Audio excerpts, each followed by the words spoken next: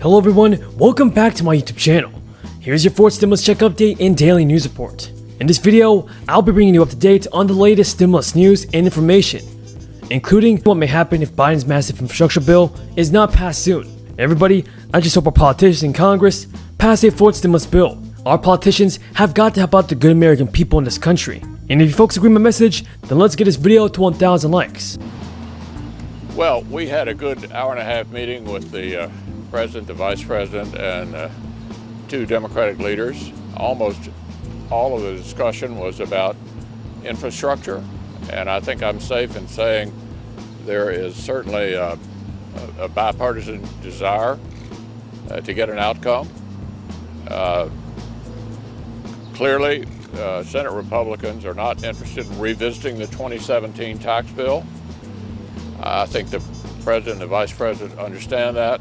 Everybody, Democratic lawmakers are trying really hard to approve trillions of dollars in a new spending bill to tackle everything from education to housing and even clean energy. The federal government has struggled to quickly translate cash from Congress into actual shovels in the ground. Everybody, President Joe Biden still has to figure out how to spend the money on time, on budget, and with the intended impact. And depending on how all that goes, President Biden could finally restore faith in big government programs. A former Democratic congressman told NBC News, "The American people are asking one question and one question only. Will this infrastructure package work?"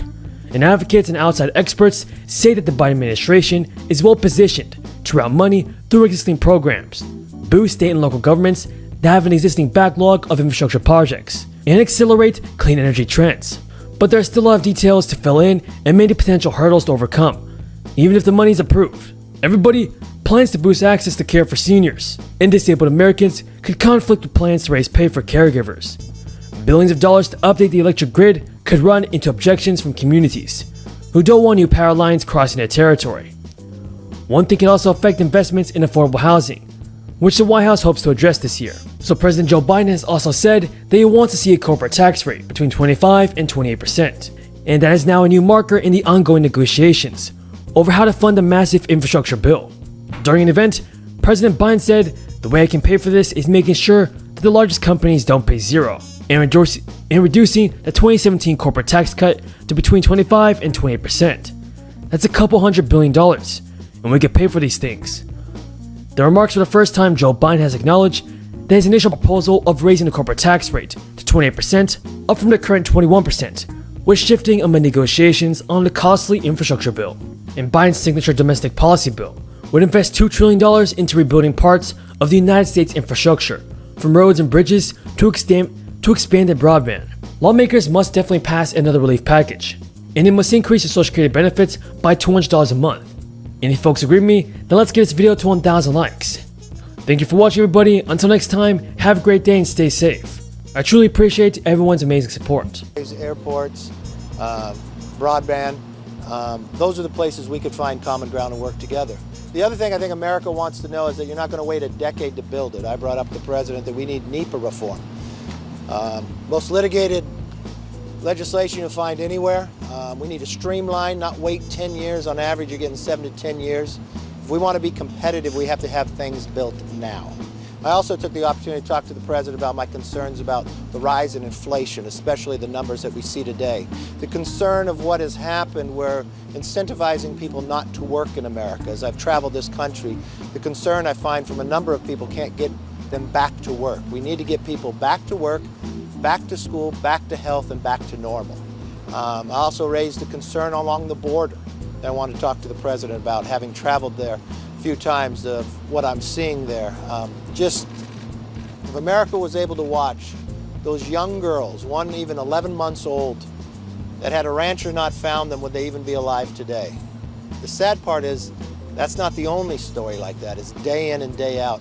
And those are places we can work together and should work together to try to solve what is happening there. I'm really concerned what I see from a future of economics of America. We have not seen the inflation month over month like this since the 1970s and 1950s. We've not seen gasoline lines or what we're going to find rationing since Carter wasn't president. Those are things that we should be looking forward, not backwards.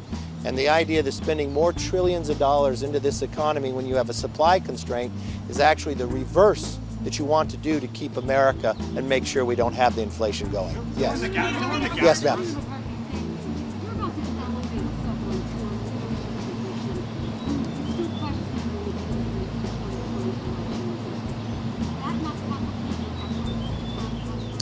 Well, first of all, the conference will decide, but I don't think anybody is questioning the legitimacy of the presidential election. I think that is all over with. We're sitting here with the president today. So from that point of view, I don't think that's a problem. Fill in the gaps for us, because the White House has talked about a $2 trillion package, give or take, by raising corporate taxes. Republicans are talking about $500–600 billion on infrastructure, user fees. You don't want to raise corporate taxes. They don't want user fees. There's a lot of zeros and commas in between. How do you come to some sort of middle ground? Not to negotiate here, but you won't find any Republicans going to go raise taxes. I think that's the worst thing you can do in this economy when you watch inflation. Your gas is going up. Remember, gas price today, national gas price, has not been this high since President Biden was vice president. You're watching food costs go up. You're watching housing costs, lumber costs. There is inflation in everywhere you go. Cars have not moved this high month over month to 10%. So raising taxes would be the biggest mistake you could make. Remember the economy we had when we lowered taxes, the 3.5% unemployment. You had everybody having opportunity regardless of where you were in America. Some of the best employment we have. So that to us is a non-starter. What we walked into the room with, where can we find agreement? And I felt that was productive. I felt all of us as leader and the president, the vice president, sitting down saying, let's first decide what is the definition of infrastructure. If we can all decide that, then we can work on what the need is and and what we need to spend. That was productive, and I felt coming out, that's where we were ending up. Yeah, we're not interested in reopening the 2017 tax bill. We both made that clear to the president. That's our red line. We believe that in February of 2020 we had the best economy we've had in 50 years. We believe that was a major reason for it. And so, from my perspective, this discussion about the way forward on infrastructure will not include revisiting the 2017 tax bill. You know why you get the question? Because you married a girl from Bakersfield, who is fabulous, by the way. Yes. We know that you definitely married up, but go ahead. Yeah, I did, yeah. We know that the president spent a lot of time on infrastructure with you guys today. Are you satisfied that he is spending enough time? Because we don't really hear him talking about the border, the crisis in the Middle East, the gas supply issues right now. Is he spending enough time? Is he leading? Are you satisfied with the leadership on those issues? Look, I thought the meeting today was productive.